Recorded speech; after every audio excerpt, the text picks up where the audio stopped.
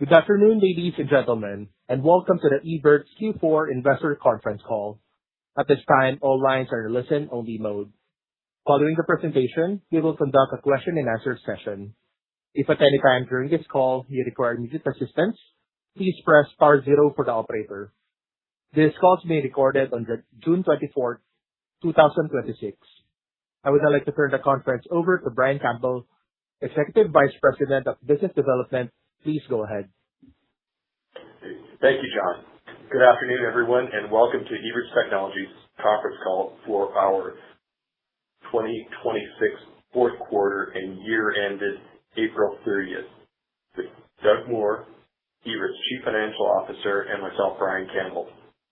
Please note that our financial press release and MD&A will be available on SEDAR and on the company's investor website. Doug and I will comment on the financial results and then open the call to your questions. Turning now to Evertz results, I'll begin by providing a few highlights and then Doug will provide additional detail. First off, we had record annual sales in excess of $500 million, coming in at $515.8 million for the year. This includes revenue in the international region of $148 million, up 16% from the prior year. Reoccurring software services and other software revenue increased % year-over-year, totaling $240.7 million in the year. Margin rates remain consistently strong, coming in at 59.3% versus 59.5% prior year and 58.8% 2 years ago. Total margin dollars were $306 million. Net earnings were $64.4 million, resulting in a fully diluted earnings per share of 83 cents. Our sales base is well diversified, with the top 10 customers accounting for approximately 44% of sales, with no single customer accounting for more than 10% on a full year basis. In fact, we had 87 customer orders of over $200,000. Turning to the fourth quarter, sales were up 3% year-over-year to $131.6 million. Reoccurring software services and other software was $65.8 million, an increase of 17% from the prior year. Gross margin in the quarter was $78.1 million versus $78.9 million in the fourth quarter previous year. Net earnings in the quarter were $15.2 million as compared to $13 million in the corresponding period last year. Fully diluted earnings per share were 20 cents, up from 17 cents in the previous fourth quarter. Operational highlights for the quarter included Evertz's stellar presence at the National Association of Broadcasters NAB show in Las Vegas, where Evertz won prestigious Future Best of Show awards distributed across the primary industry publications presented by TV Technology. The Bravo Best of Late, recognized for expanding multi-program live production capabilities of a single event. Our ENX, an innovative media core specifically for hybrid IP and SDI facilities. Excalibur, a high-density encoding platform engineered for scalable media transport.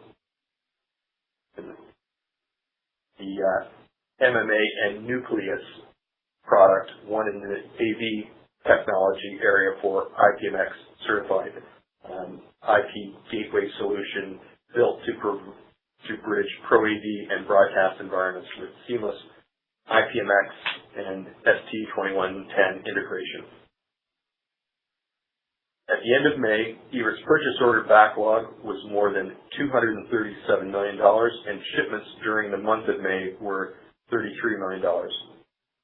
We attribute the strong financial performance and robust combined shipments and purchase order backlog to channel and video services proliferation, increased global demand for high-quality video anywhere and anytime, the ongoing technical transition to IP, and cloud-based architectures in the industry, and specifically to the growing adoption of Evertz IP-based software-defined video networking solutions, Evertz IT and cloud solutions, our immersive 4K, 8K ultra-high definition solutions, our state-of-the-art Dreamcatcher IP replay and live production with Bravo Studio, featuring the iconic Studer audio.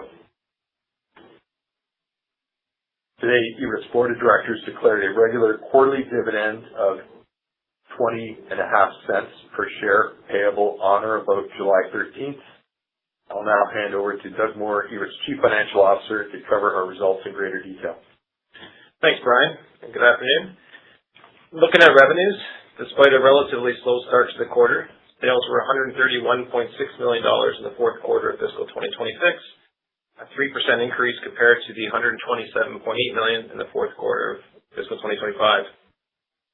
While for the year ending April 30th, 2026, sales were $515 million, up $14.2 million or 2.8% from the prior year.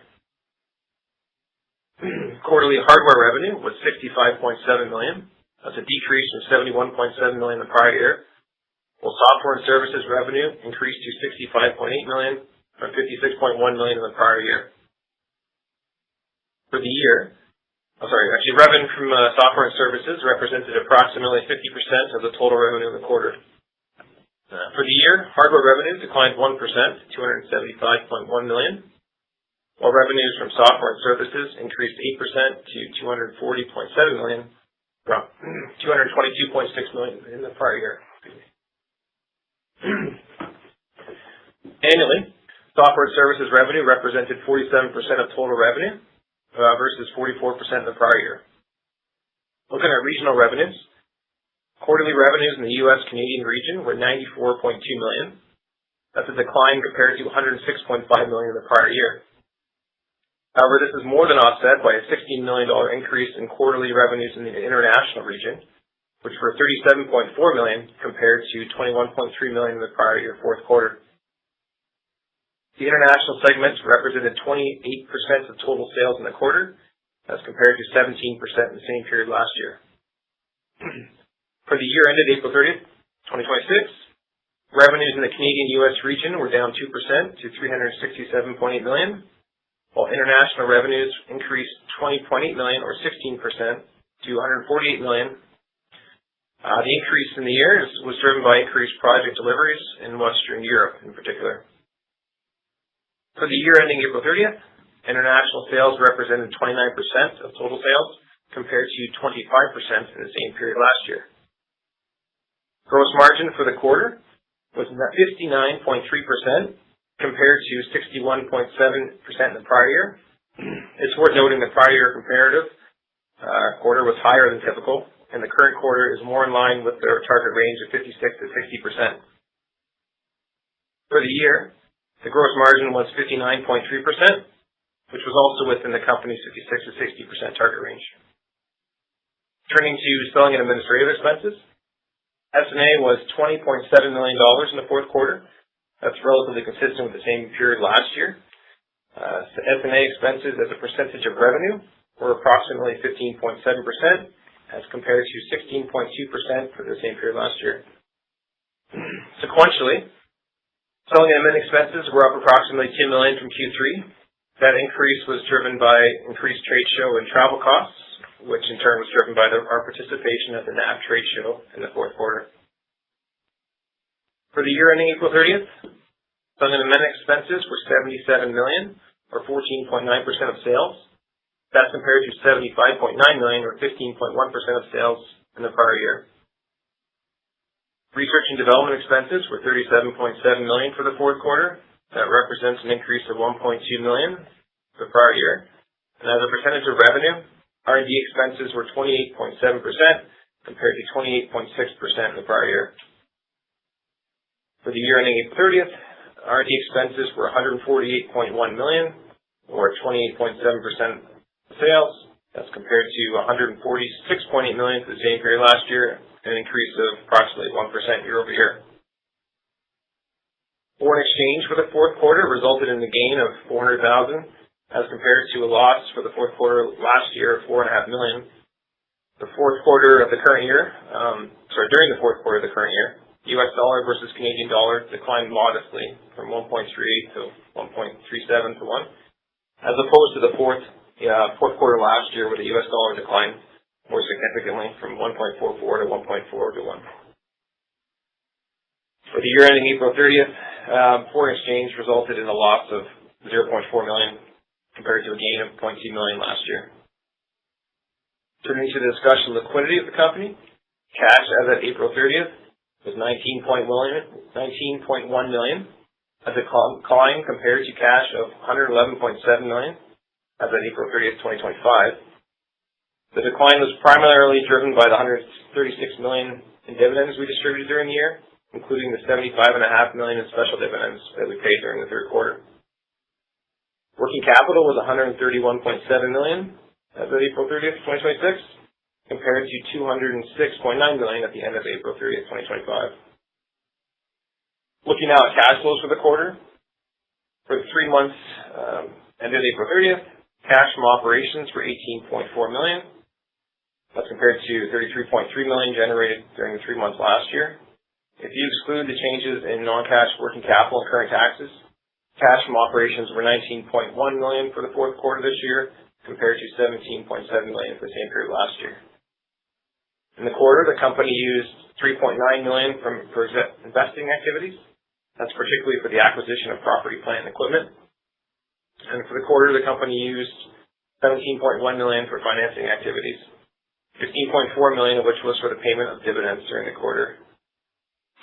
For the year, the company generated cash from operations of $76.2 million, which is net of a $10.2 million change in non-cash working capital and current taxes.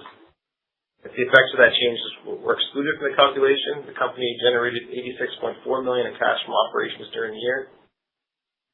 The company used cash of $17.8 million for investing activities, which is principally driven by the acquisition of property, plant, and equipment of $18.7 million, including the land and building we've purchased outside Pennsylvania. And the company used cash and financing activities of $147.1 million, which, as previously noted, was principally driven by dividends paid. Finally, looking at our share capital position as of April 30th, 2026, shares outstanding were approximately 75.6 million, and options and shares-based RSUs outstanding were approximately 4.2 million. Weighted average shares outstanding were 75.5 million, and weighted average fully diluted shares were 76.8 million. This concludes the review of our financial results and position for the fourth quarter and year-end. And finally, I would like to remind you that some of the statements presented today are forward-looking, subject to a number of risks and uncertainties, and refer you to the risk factors described in the annual information form and the official reports filed with the Canadian Securities Commission. And Brian, back to yourself. Thank you, Doug. John, we're now ready to open the call to questions. Thank you. We will now begin the question and answer session. Should you have a question, please press star followed by the number 1 on your touch-tone phone. You will hear a prompt that your hand has been raised. Should you have a question, please press star 1. Should you wish to decline from the polling process, please press a star followed by the number 2. If you're using a speakerphone, please lift the handset before pressing any keys. Our first question comes from the line of Thanos Moschopoulos from BMO Capital Markets. Please go ahead. Hi, good afternoon. There was a nice acceleration in the growth rate for your software business this quarter. Is there anything in particular that you would call out in that regard, or just sort of the ongoing trends and drivers that we've talked about in prior quarters? I could call it, there's a couple of larger project milestones that we met in the quarter that would have caused about $7 million, $8 million additional software and services revenue that was released from deferred revenue. There's ongoing releases and deferrals throughout the year, but that's a bit more substantial than typical. So if I had to call it something, there's 2 projects that made up between $7 and $8 million worth of software and service revenue releases. Okay. Would that be one-time revenue, or is that recurring revenue that's now been coming online? It would be more of a project-based one-time milestone. Okay, that's helpful. With respect to the hardware side of the business, I mean, obviously a lot of price inflation happening with components. We can see consistent margins this quarter, but going forward, How should we think about that dynamic? Would you expect you able to pass through those costs and maintain margins, or what do you think on the component side? We are seeing some challenges, of course, in bringing in parts and increased costs, especially with memory, in particular, and other aspects. The target range remains the same, the 56 to 60%. We manage pricing how we need to, but I don't think I can't directly say everything would be passed along, but our target range remains the same, and doing our best to mitigate those cost increases. Sure. And last one for me, Brian, any update of note with respect to your government and defense opportunities on either side of the border? So we are very encouraged by the U.S., international, and domestic opportunities that we see for Evertz. Much of it dual purpose technologies where we have decades of domain knowledge and expertise demonstrated in the live news, sports at the highest level. Then those technologies common criteria certified, NIAP listed for installation in secure facilities, and we have routing platforms that can handle the top secret, and other levels as well too. So we're very well positioned to be able to grow with that area. It's something that we do have significant experience in some high-profile locations that we can't necessarily speak to, but what we have done is increase our emphasis and awareness domestically and also internationally. So we've opened up a Evertz office in Colorado Springs, and we have one in Ottawa as well too. You may have seen that we participated with a Canadian delegation that included the Canadian Secretary of State for Defense Procurement and CEO of DIA into the Saha Defense and Aerospace Exposition in Istanbul. That was quite a large event and contingent, and we were front and center there. So those initiatives, we're continuing to work very strongly, and I'll pass it over to Doug to add a little bit more color to that financial color. Yeah, from a quantification perspective, we don't separately disclose sales to government, military, in our financial statements. However, I could comment that over the past year, sales to government, military, aerospace customers combined to be over $50 million in the year, and also over 10% of revenue. So just to give you some kind of context of the scope. That's very helpful. Color, appreciate it. I'll pass it on. Thank you. Your next question comes from the line of Robert Young from Canaccord Genuity. Please go ahead. Hi. Great to hear the context around the defense sector. I was wondering if you could go a little bit deeper there just to talk about how you're going to market. Are you doing that with a partner? Are you building out any partner relationships specific to defense? Are you pursuing any specific opportunities in defense currently with partners? You talk about the go-to-market. So the answer is yes to all of the above. We have in the past done so like that. Many of the large installations that we have in the U.S. or NATO areas have been through U.S. or international large prime contractors. So Evertz providing very meaningful subsystems and solutions in secure environments. There's more public context around that. So you may have seen recently that Evertz joined Athora as a foundational partner, advancing sovereign Canadian defense interoperability. This is led by Calian, and Evertz brings real-time operational infrastructure, secure networking, data transport, and data transport expertise to these next-generation defense modernization opportunities that we're seeing domestically in Canada. Similarly, Evertz has joined Babcock's Team Inspire to provide next-generation strategic communications for the Canadian Armed Forces. Babcock is a UK-based prime contractor that we have experience with as well too.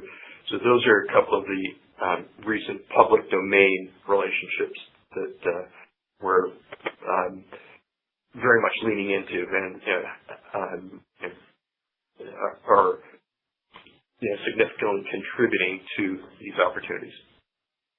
Okay, great to hear about all those efforts. That $50 million revenue number you shared, how would that compare with the last 5 years, for example? Are you seeing a meaningful increase in opportunities or any increase in deal size or anything to put context around, how much of that defense spend or defense opportunity is new and how much has already been a part of Evertz business?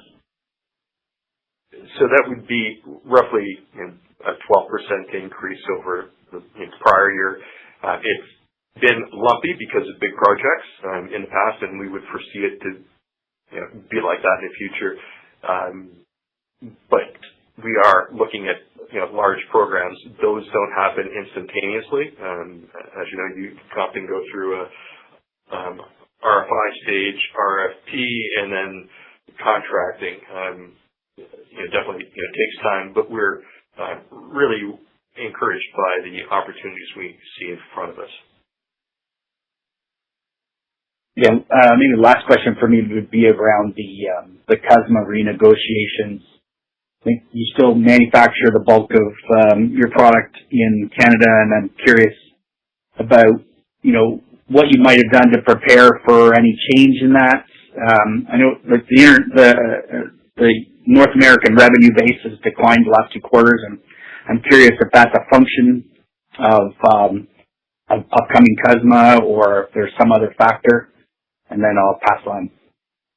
Yeah, I can comment that we continue to ramp up capacity outside Pittsburgh there. So now during the year we spent between $7 and $8 million, and I think $3 or $4 million was associated with land and building, but also additional equipment and leasehold improvements to ramp up our ability to manufacture in just outside Pittsburgh there in Indiana.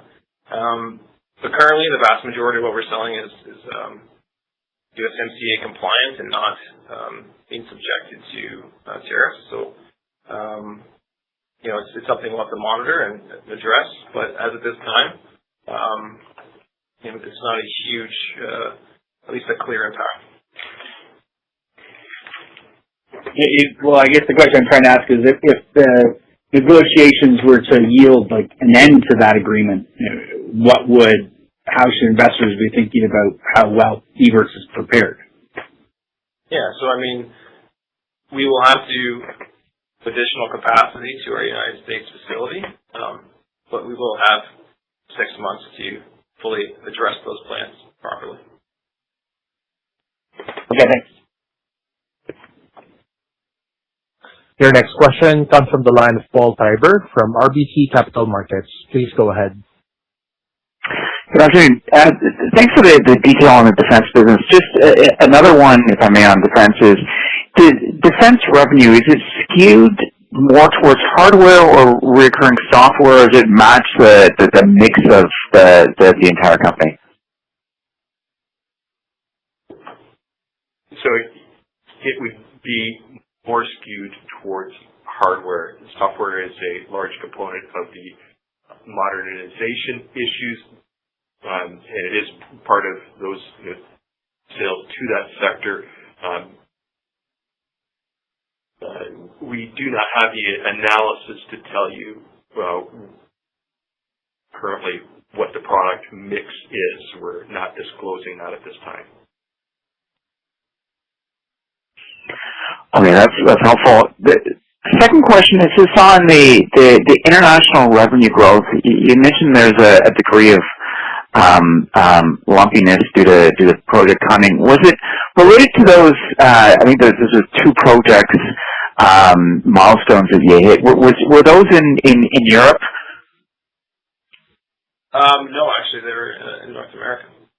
They're not correlated in this case. This is just project deliveries that happen to be in Q4 in international region. So yeah, they're not related in this case. Okay, and when you look forward to international, I mean, do you see that momentum, that growth in international sustained? And is that segment going through a period of stronger growth here? We did significantly release. We had an improvement in Western Europe for sure. So there's still a fair amount of political unrest in certain jurisdictions. But year over year, there was definitely an improvement in the UK and in Western Europe. Okay, and then just lastly, just during the quarter, and obviously there's the conflict in the Middle East. There's also the World Cup in North America. With all those large events going on, were there any did the conflict have any impact on procurement discussions? What you've seen through the quarter, and then conversely, like the World Cup, was there a benefit from the World Cup in the quarter? Benefit for the World Cup would happen in prior quarters as infrastructures updated their facilities in advance of the actual events. Similar to the way the Olympics and other events happen. So not directly to Q4. Okay, so there's no late catch up of those deployments. No, it's not there. Okay, thanks for taking the questions. There are no further questions at this time. I will now turn the call over to Brian Campbell. Please continue, sir. Thank you, John.